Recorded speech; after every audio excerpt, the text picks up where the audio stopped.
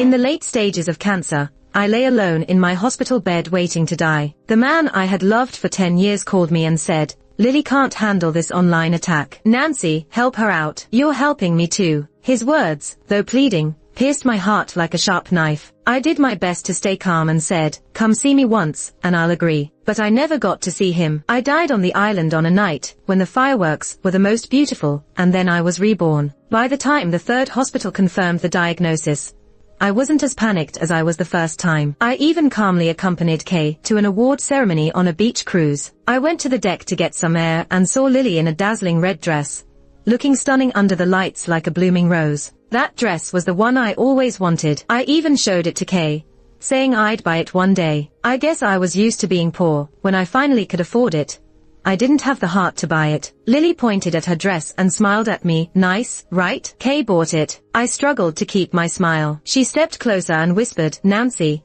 thanks for raising Kay so well for me." Her words broke my heart. I didn't know what to say, or in what capacity I should speak. What was I to Kay? He never defined our relationship, always keeping it somewhere between friends and something more. Thinking back, it was so pathetic. My feelings and timid hopes seemed absurd. I answered calmly, not wanting to engage more. The deck was chilly, and I felt unwell. I wanted to go inside to warm up. Nancy, always so generous. Lily didn't give me a chance to leave. She walked toward me, the deck a little slippery. She slipped and fell, half her body dangling over the rail. Instinctively, I reached to pull her up. She stayed calm and said, "Nancy, let's see who Kay cares about more. The loser has to leave." I quickly realized her game, but it was too late. She pulled me down with her. The autumn sea was icy cold, and I struggled to stay afloat. Water filled my lungs as I desperately tried to keep from drowning in the freezing waves. Kay soon rushed over. He was a good swimmer. We had even trained together in Australia for a diving film,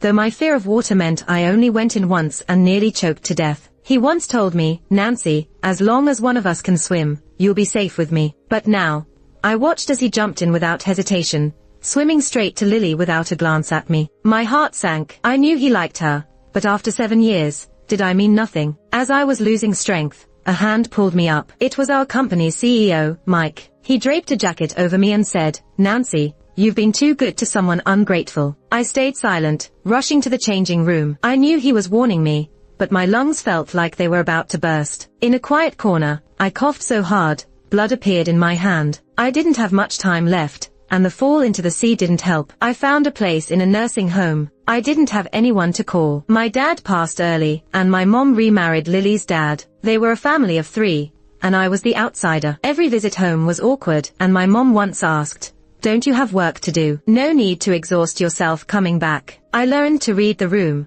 I hardly visited after that. There's nothing holding me back now, but I do regret my foolishness, ending up dependent on someone. I passed on KS work to others. He didn't even call, until the day before New Year's, when gossip about him and Lily was everywhere. Kay stepped up on Facebook to say Lily's a great actress, and shouldn't be harmed. He added that if anyone must target her, they could stop being his fans. Readings from his post blurred my eyes with tears. So this was love. He never loved me, and I lived in a delusion, foolishly imagining things. I recalled the time I was harassed online. It started when I appeared with him on a variety show to promote his movie. I couldn't hide my feelings. Guess love is hard to conceal. The internet exploded with posts analyzing that my gaze wasn't innocent. If it wasn't love, what was? This enraged his fans, and my personal info got exposed. They hurled all sorts of insults, questioning my intentions as his manager, and even my name. For the first time, I faced boundless abuse, all because of a look. Kay said nothing to defend me,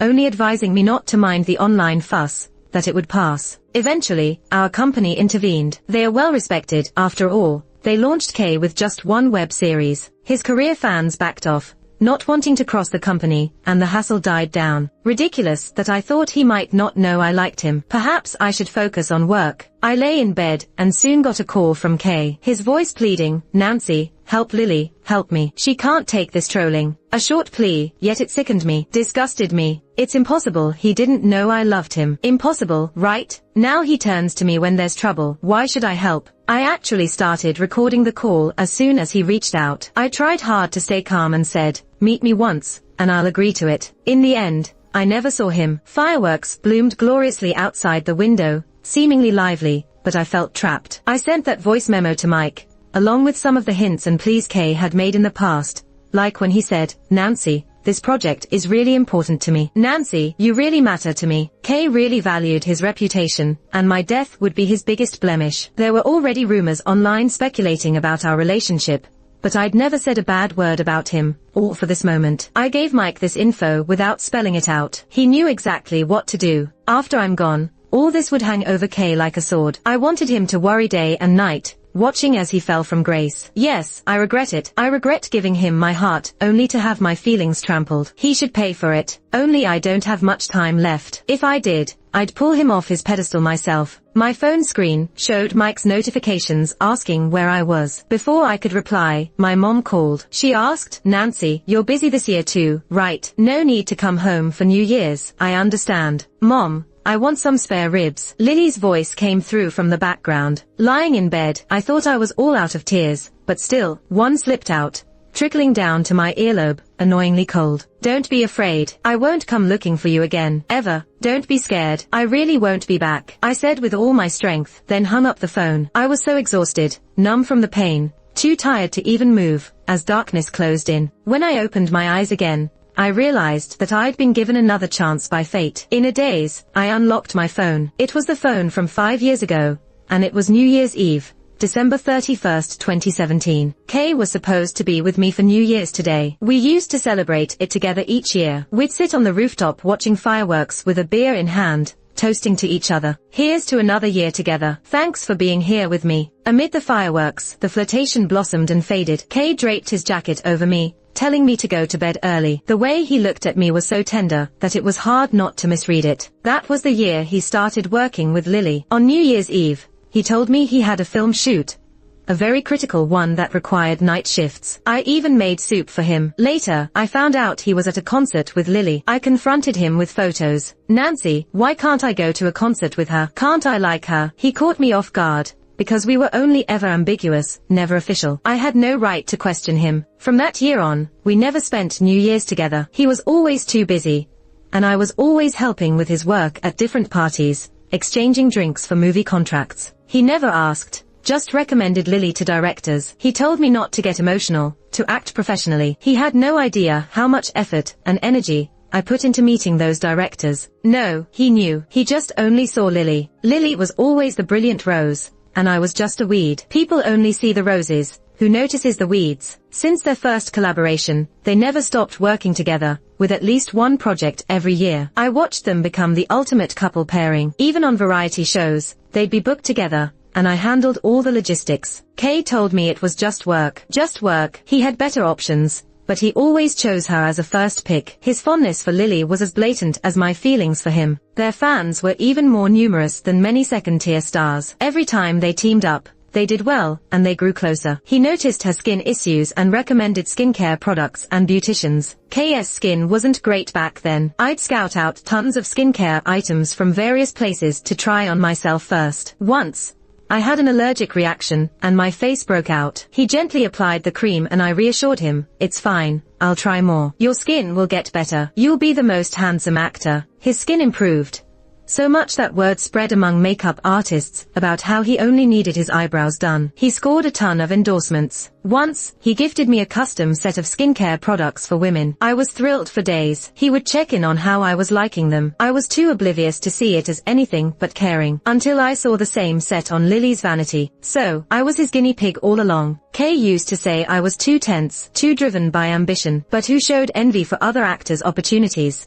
Sighed about his slow rise to fame. He was great at playing both sides. He disliked people like me, as his friend once said. My eyes were too ambitious, too goal-oriented. Not like Lily, innocent and effortless in her success. Like when I studied tirelessly, breaking out in acne, while she just needed to look cute, pay for a private college, and smoothly enter the entertainment world. But he had no idea how much someone has to give for her easy ride. Lily entered the entertainment industry a year after Kay, just as I was starting to gain a foothold. Every time there's a tiny bit of negative news about Lily online, my mom calls to yell at me. She says if anything happens to Lily, how would she face Lily's dad? She goes on about how without Lily's dad, I wouldn't be where I am today. So, there I was, foolishly fixing every problem, thinking I owed them. But later, I found out I didn't owe them anything. My tuition and living expenses were covered by insurance my dad left. He had a critical illness policy worth $400,000 that paid out upon diagnosis. He opted to endure pain to ensure I was taken care of. I discovered this truth by accident in a previous life, when I went back to his hometown and overheard a conversation. It's ironic how my mom used this to manipulate me over the years, claiming she supported me financially, but it was really my dad, sacrificing his life for my upbringing. I look around the upscale downtown apartment I woke up in. It's a joke. What's my relationship with him now? I moved in to help out, making sure he had meals tailored to him that wouldn't make him gain weight. I would pre-select 3 to 5 outfits for his daily outings. I knew him better than he knew himself. He was comfortable with my dedication. Even a nanny gets paid, yet he contributed nothing. My salary came from the company. So, while he was out, I quickly packed up and left. Checking my bank account balance, I figured I was okay. Kay had just become a hit, so as his manager, I got a decent cut. Besides, I don't spend much. I treated myself to a full spa day, and allowed myself to finally sleep peacefully, no longer afraid of missing some crisis in the middle of the night. Waking up around 9 a.m., I saw my phone flooded with missed calls and Instagram messages. Most were from Kay, asking where I was and why he couldn't find me. I texted back, at my own place. I'm just your manager, remember? Then shut my phone off. Now it's time to take care of myself. I even booked a full medical checkup. Thankfully, nothing seems wrong, probably because I woke up earlier this time around. I realized the importance of self-care.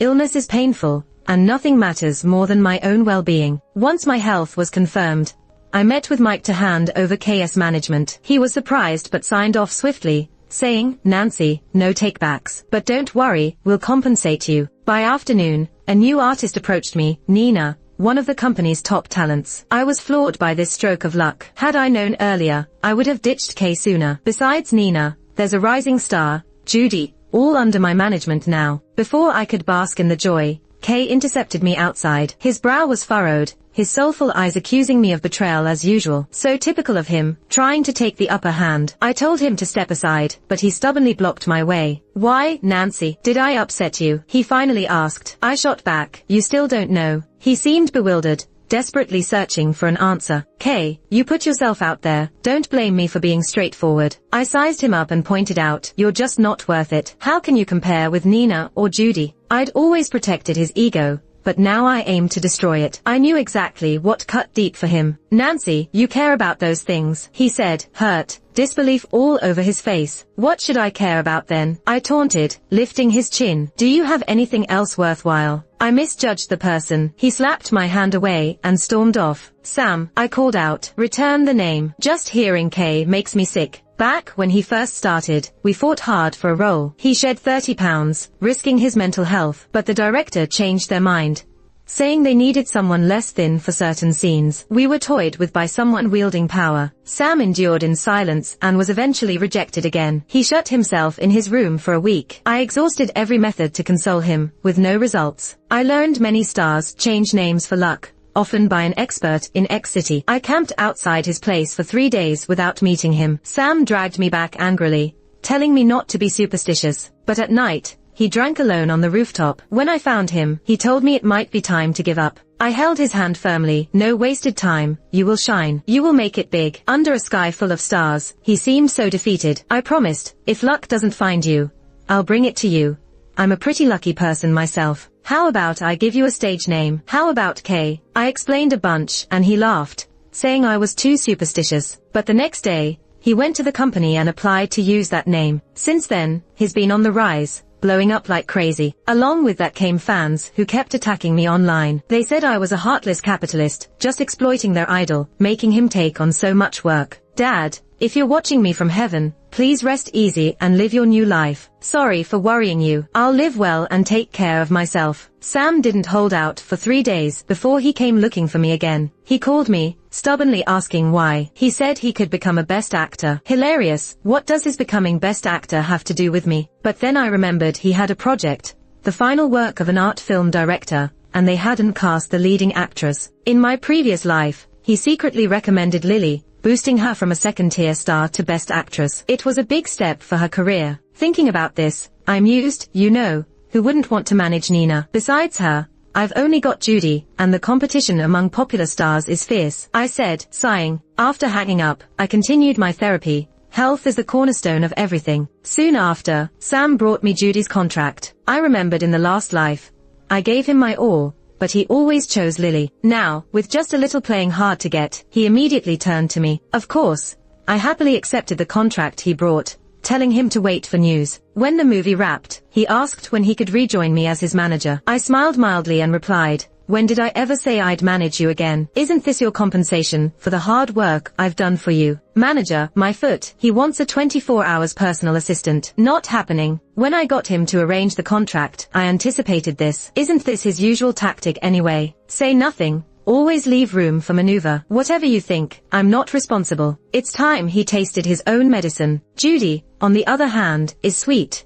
She takes me along with her on beauty and wellness journeys. Managing her for just a few months feels like I could live another decade. The movie, as expected, was a hit shortly after release, propelling Judy to new heights. That evening, Mike brought good wine to my place. Looking at the full fridge, I said, Judy got all that. I can't cook. Let's eat out. I can't believe I used to cook for an ungrateful person daily. Now, I'm done cooking for guys. Unless the big boss pays. Then he walked past me, into the kitchen, saying, no worries, I'll cook. One sentence made my heart flutter. Honestly, Mike's always intimidated me a bit, because since I met him, he seems so cunning and shrewd. Almost every best actor and actress is in our company, yet people are still intimidated by him. But really, what could he want from a broke person like me? He's not getting any money from me. I guess he noticed me catapulting Judy and bringing another best actress to the company and saw my capability. Mike can easily switch between strategies.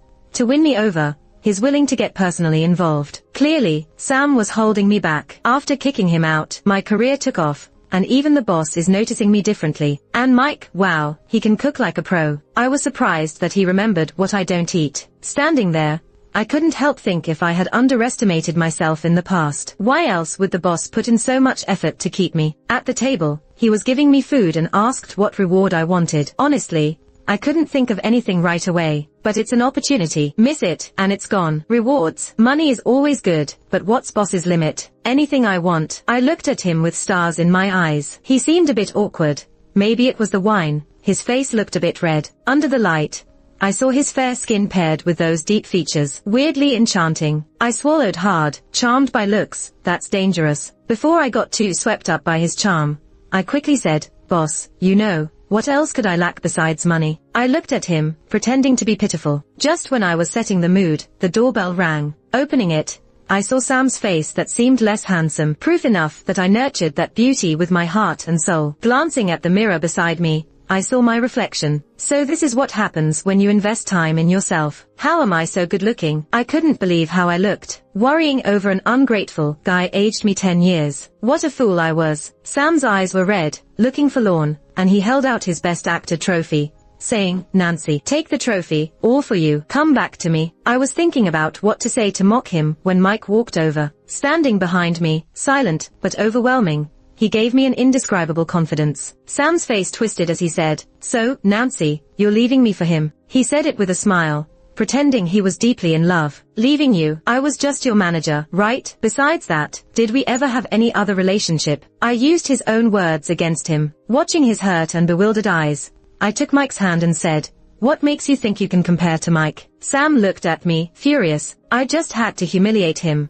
I couldn't bear being played like that. He fled under our pressure. Closing the door, I realized I was still holding the boss's hand. As I was about to let go, Mike pushed me against the wall and forced me to look into his eyes, saying, Nancy, use me and toss me aside. Huh. For the first time, I saw such clear defiance in Mike's eyes. My courage faltered. Mike, sorry, I've lived 2 lives, and yet I got scared like that. It's all right. I allow you to use me, willingly, he added with a deep, magnetic voice. It got to me. Mike's breath on my ear. He softly called my name, Nancy. What do you think of me? His hand hadn't left my waist. I wasn't sure how to respond, stuttering, you're dashing, a pure gentleman. How could ordinary folks dare covet you? I want you to covet me. We finished dinner not knowing what it tasted like, but Mike didn't press on too much. He said he would give me time to think. That night, I ended up getting his personal profile along with a SWOT analysis. If I hadn't stopped him in time, he probably would have sent me a PowerPoint presentation about his strengths, and why choosing him was a good move. But this guy is a real boss, no doubt about it. Along with that pile of documents, he threw in a 7-figure bonus for me. He just said that he thought I'd been working too hard over the past few years and deserved a break, and that he wanted me to think about him without distractions. Me. The price of being distraction-free seems pretty tempting. Maybe it was that I never had to deal with Lily again in this life, or maybe I snagged a role in the biggest blockbuster yet. Her reputation went downhill. There was even a hashtag online saying, "Lily, get out of the entertainment industry." My mom was super worried, kept calling me like crazy for the first time ever, insisting I come home for dinner. I knew it would be a trap, but for once, I felt like standing up for myself. The table was full of food, and my mom was still hustling in the kitchen. She had mangoes ready for both me and Lily. "Lily, you love mangoes the most, right?" My mom looked at Lily with that loving gaze. "Nancy, you have some too." She awkwardly glanced at me, but I didn't touch it. "I'm allergic to mangoes." I told her multiple times, but she never remembered. She'd always give me Lily's leftover mangoes. If I didn't eat them, she'd yell at me, yank my ear, slap my face, and ask what right I had to be picky in this house. She'd force open my mouth, shoving the mangoes in, and at night I'd break out in rashes, swollen and itchy. No matter how much I scratched, I couldn't stop itching. So whenever Lily ate mangoes, I'd avoid home using any excuse. The last dish my mom brought out was oil-braised prawns. It made me sad for a moment, because I'm allergic to shrimp too, but I was used to it by now. She first served several prawns to Lily, saying, "I went to the biggest fresh market this morning just to pick these out, because I know you love them." "Thanks, Mom," Lily replied with a smile. I looked at them like a stranger watching a sweet mother-daughter moment. Eventually, my mom seemed to recall my existence and placed a prawn in my bowl too. I put down my chopsticks, propping my head as I watched their lovely family scene unfold. Finally, my mom couldn't hold back. "Nancy, aren't you close with that Mike guy? Help Lily out. How can you just let your sister get so attacked?" she said, sounding angry. Attacked. Lily got criticized mainly for stirring up fake relationships, and she totally did that. I smiled and calmly asked my mom, "Why should I? If not for your uncle, do you really think you'd be where you are now?" She kept up with her usual narrative. "Did I really use my uncle's money? Nancy, what are you talking about? Aren't you afraid my dad will come for you all one day?" I stared into my mom's eyes. "I gave birth to you, and this is how you talk to me." She screamed at me, ashamed and enraged. "Apologize," I said calmly. "What did you say?" "Nancy, who are you asking to apologize?" My mom was about to throw a bowl at me. "You wouldn't dare." I glared at her, not backing down. "Nancy, do you think this is the place to throw a tantrum?" The bowl didn't hit me. She hurled it to the ground instead. "Apologize. Apologize to me. I want you to say sorry." My whole body shook, and tears streamed down, particularly towards my soft spots. I felt pitiful, just like a worm, to be so spineless. Clenching my palms, I tried to steady my voice, threatening her, "Otherwise, I'll expose everything." Believe me, what Lily's facing now is just an appetizer. "Nancy, you wouldn't dare." "You wouldn't," my mom said as she got up to move towards me. I stood up and kicked the table over. "Wouldn't I? What can't I dare to do? Go ahead and try me." All three stood, silent, staring, especially my mom, glaring at me as if I was her sworn enemy. "Apologize? Don't know how. Isn't this what you've made me do all my life?" Whether it was my fault or not, wasn't it always me apologizing? I questioned her, one word at a time. "Nancy, have you gone mad today?" Her tone finally softened, obviously lacking confidence. "Did I really spend half of Dad's money? What makes you think you can hoard the money he risked his life for? What kind of person are you?" "Nancy, back then, you were young. I just didn't want you to be upset."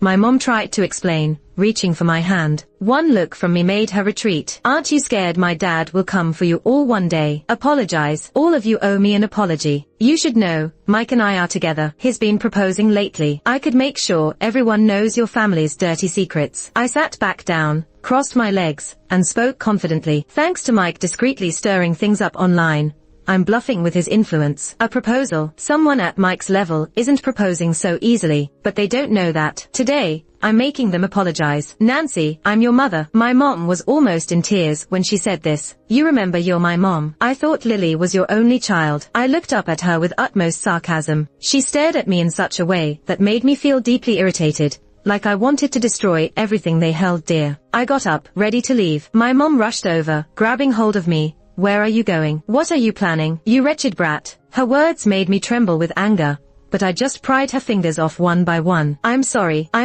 it's me who owes you. Don't go after Lily. It's all my fault, Nancy. She finally caved, but I didn't feel the joy I expected. It's like my happiness was long stolen and destroyed. I feel like I'll never be happy again. She apologized to me, for Lily. Did you know I never begged you to bring me into this world? If you didn't love me, why did you bring me into this life? Why do you treat me like this? Do you have any conscience? I couldn't contain myself, asking her over and over until she kept backing away. But I knew she didn't care about any of that. If I could choose, I'd rather never have been born into this world, or as your child. Finishing all that, I left that battleground. I probably won't ever come back again. After leaving the house, I wiped my tears away furiously, constantly reminding myself not to cry.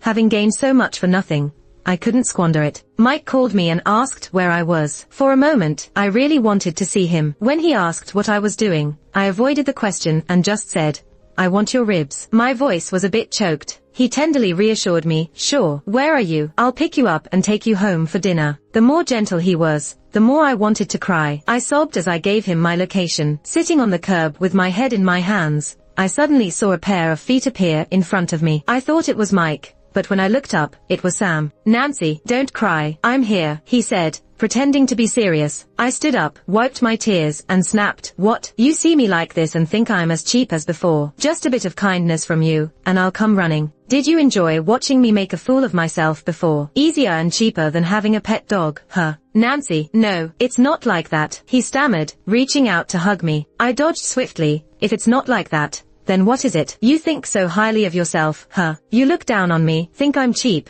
yet you use me. You're not even as good as. Nancy, what are you saying? He grabbed my arm, looking anguished. I yanked away, slapped him, and said, if you follow me again, it'll be more than just a slap. Right after, Mike arrived, and I composed myself before saying, my boyfriend is here to pick me up. Get a clue. I walked to Mike as he opened the car door for me. He didn't ask about what happened. He just drove, saying softly, Nancy, should we go buy ribs and make them for you? Like a robot, I let him lead me to buy groceries. Then we went back to my cozy little place. He cooked in the kitchen while I lay in the rocking chair, swaying to my favorite music. The smell of the food wafted out, calming my restless and tired heart. For a moment, I felt like time could just stop right here. He soon brought out the food, serving me while narrating his day's funny events, making the boring stories unexpectedly hilarious. He wiped my mouth and said seriously, next time, tell me right away. After dinner, I sat in the living room drinking tea, watching him wash dishes under the warm orange light. Without realizing it,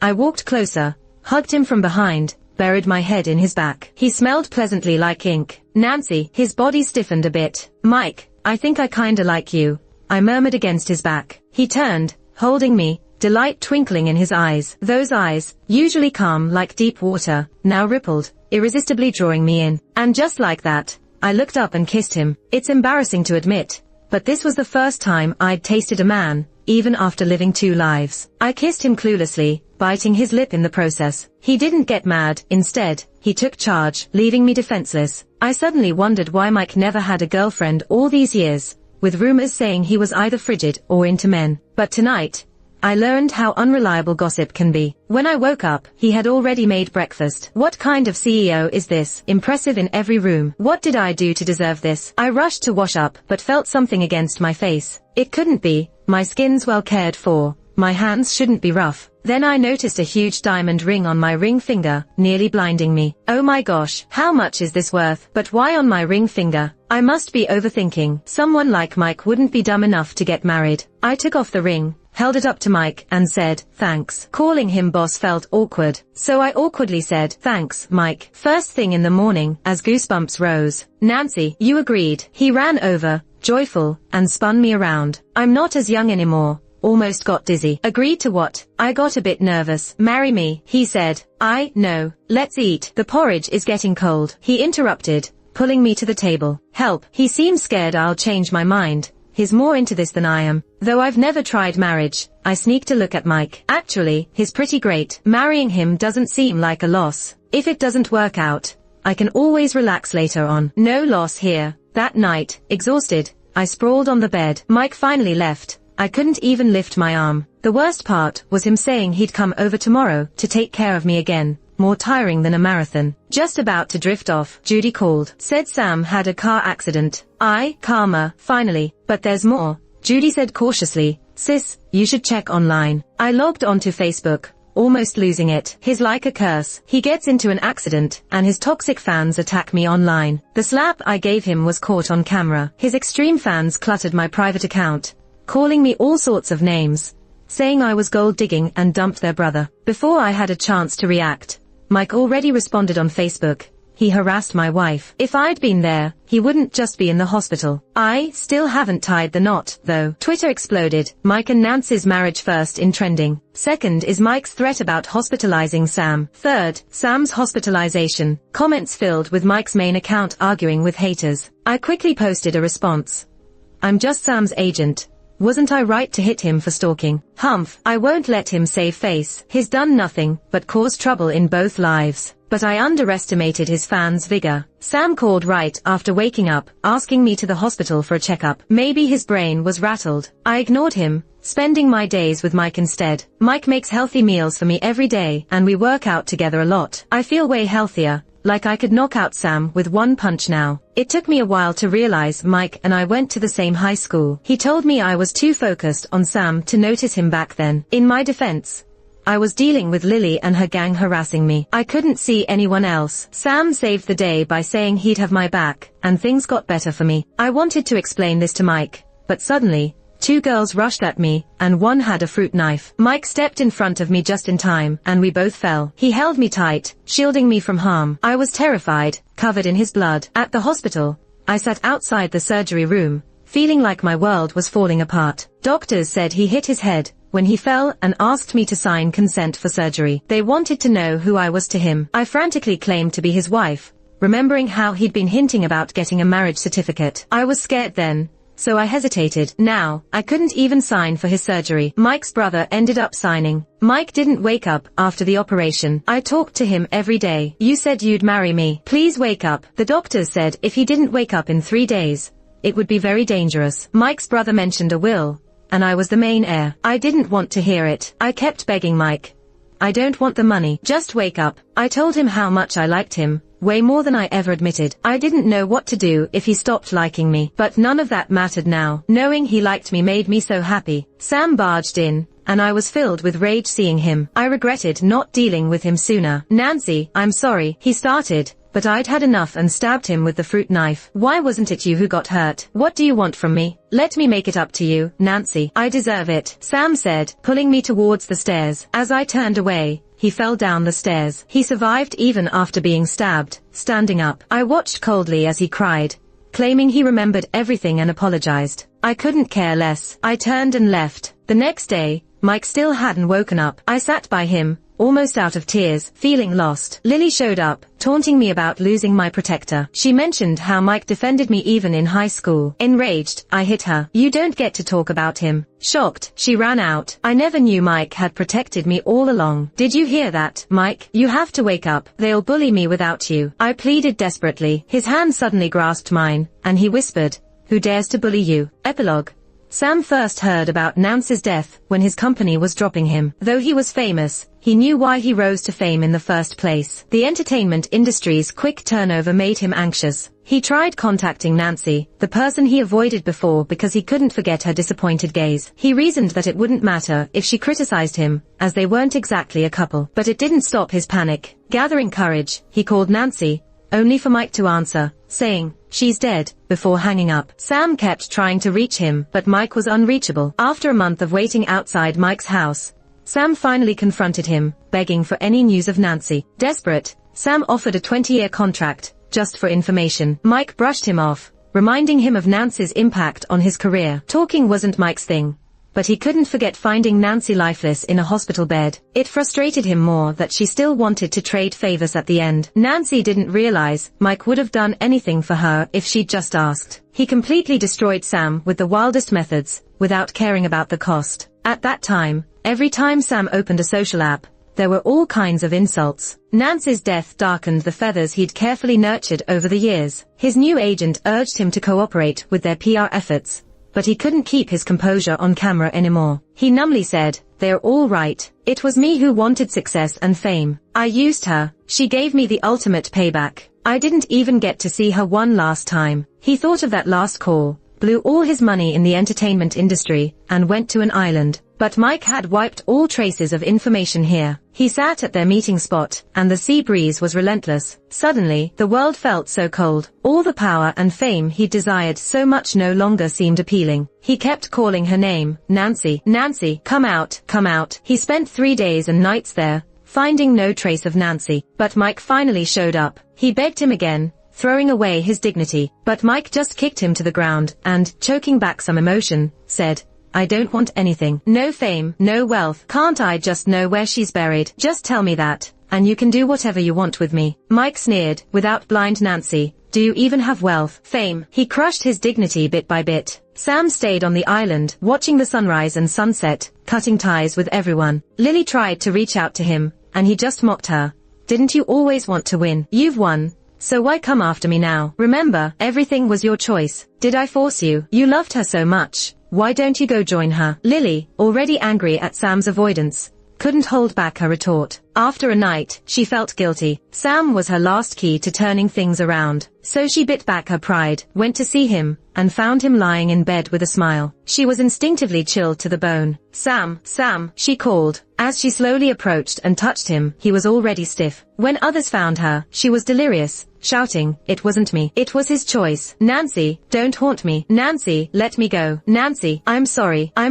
I didn't mean it. Please let me go. She was convinced Nancy took Sam away, because she'd heard that those who suffered greatly in life become vengeful spirits in death. Nancy's mom came to care for her, and she frantically grabbed her, saying, Nancy, take your mom with you. Nancy, it was her fault your life was so miserable. She didn't even love her own kid, and that's why you suffered. Nancy, don't haunt me. Your mom was only nice to me to please my dad. Go find her. Nancy's mom, usually cold and aloof, was caught off guard for the first time. She cried, holding back, Nancy, how could you be so heartless? I'm your mom. Why didn't you tell me? She kept asking, but nobody could answer her. Lily's dad heard and lashed out. Nancy was a jinx. She's dead, but she still ruined Lily like this. That comment set her off. She lunged, hitting the man she'd cared for over a decade, crying and cursing. Are you even human? Do you fear no karma? Are you a beast? Usually, she was sweet and understanding. Suddenly she snapped, and the man shoved her. The force threw her against a cabinet, breaking her head open. Seeing his look of disgust, she wailed, Nancy, do you see it? My karma came. Are you satisfied now? Nancy, find a better life next time. I promise I won't bother you again. That night,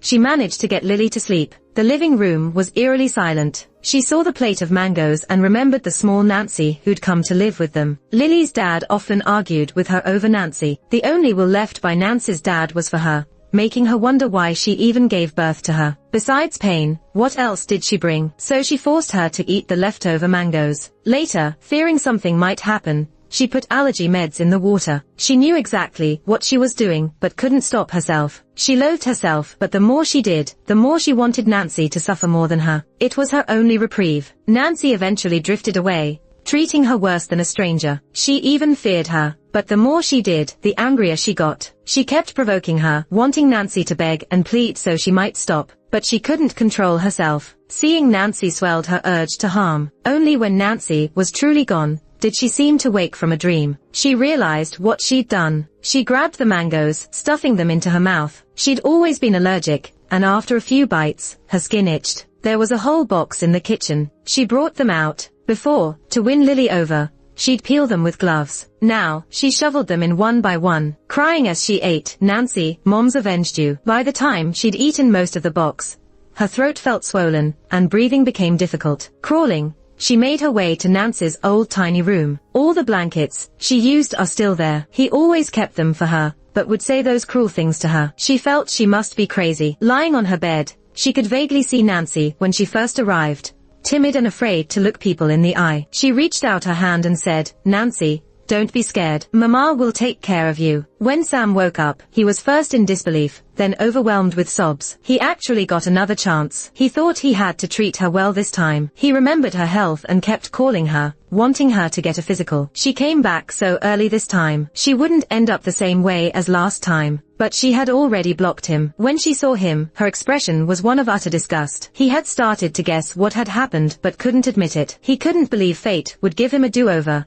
Yet his Nancy would turn out this way. As he slowly realized she ignored online gossip just to sleep in peace, he still lied to himself. He thought she must be taking care of her body now, and that was a good thing. But as she and Mike got closer, he confronted her. She simply snapped at him, "That's none of your business. What's it got to do with you?" There was nothing between them to hold on to. What right did he have to question her? Yet, he had brought all of this on himself. Eventually, he faced the truth. He was certain she was reborn too. But fate mocked him, bringing him back too late, without a chance to make things right. The time when she and Mike got hurt, his fear was extreme, rushing to the hospital. Instead, she asked why he wasn't the one who died. He never knew someone could feel heartache like that. The words he had turned over and over in his mind died in his throat. He had indeed done those things. No excuses or justifications could clear his name. He watched her stab herself without flinching. There wasn't any heartache. He couldn't fool himself anymore. She truly loved Mike. He dragged her to watch as he was punished, but she didn't even give him an expression. Holding on to one last hope, he cried out, "Nancy, I remember everything now. Nancy, you used to like me. You did like me." All she answered with was her cold look.